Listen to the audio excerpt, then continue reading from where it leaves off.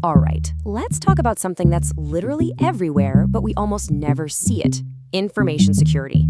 You might hear it called InfoSec, and it pretty much underpins our entire modern world. Today, we're going to pull back the curtain and figure out what it all really means and why it's so incredibly important.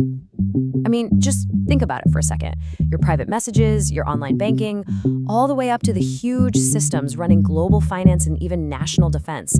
Every single bit of it depends on information flowing securely and reliably. It's like the invisible scaffolding holding our digital world together.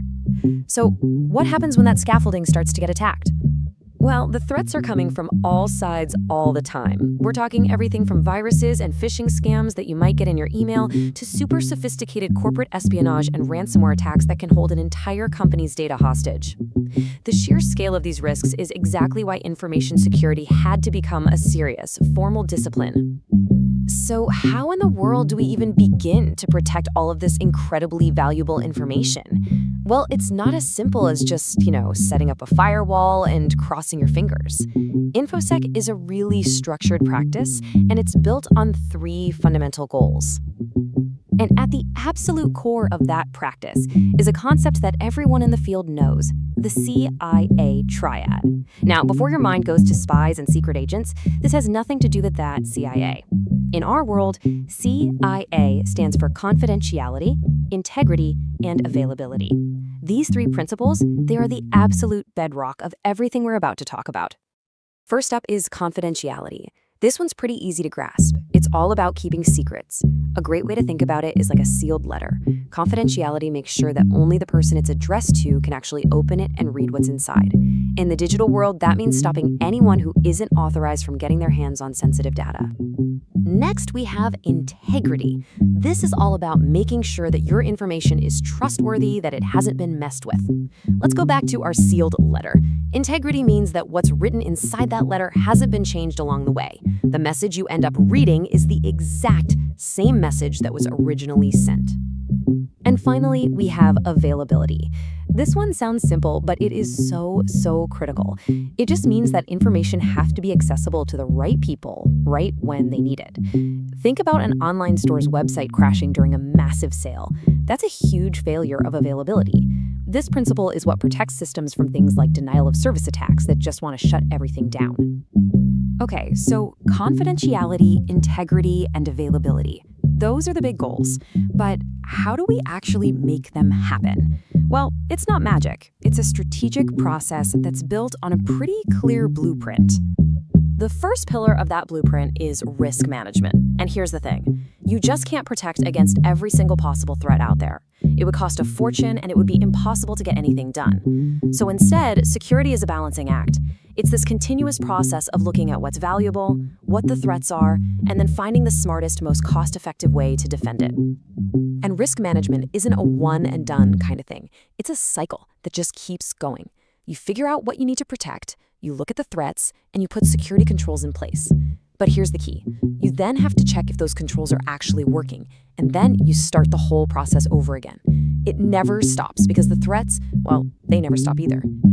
Our second pillar is access control. Now, if risk management is the overall strategy, you can think of access control as the bouncer at the door. Its entire job is to enforce who gets to see what and who gets to do what. It's all about making sure only the right people get past the digital velvet rope.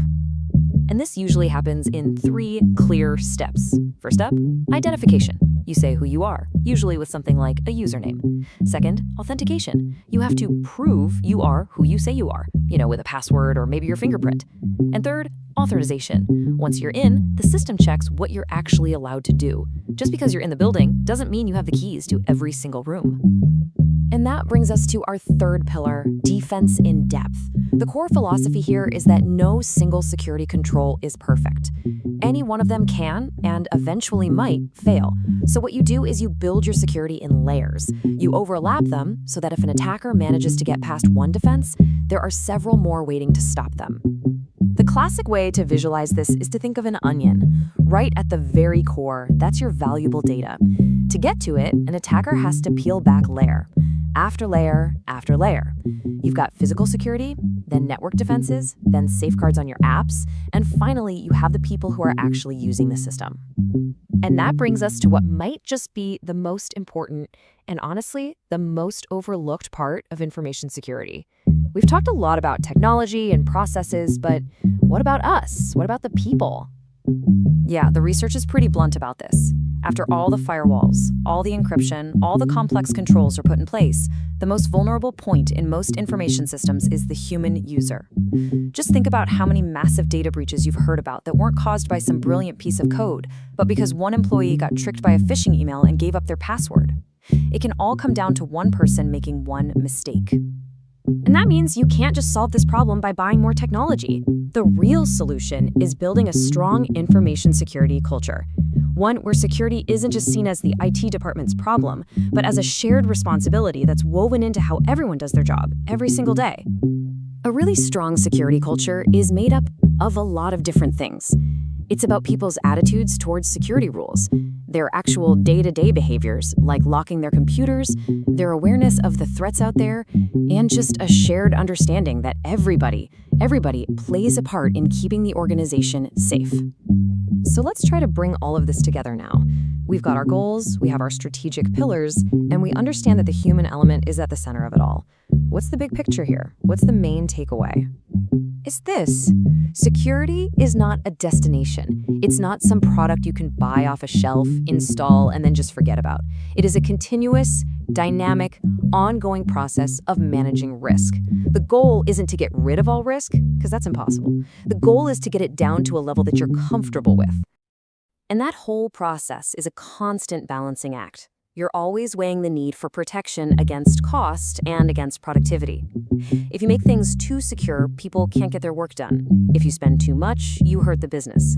Really good security finds that sweet spot right in the middle where all three can work together. Which, of course, leaves us with one final and pretty huge question. In a world where new threats and new vulnerabilities are popping up literally every single day, the real challenge isn't just building a fortress. It's about constantly adapting that fortress for a battle that never, ever ends. So, how do we stay ahead? Well, that's the question that drives this entire field.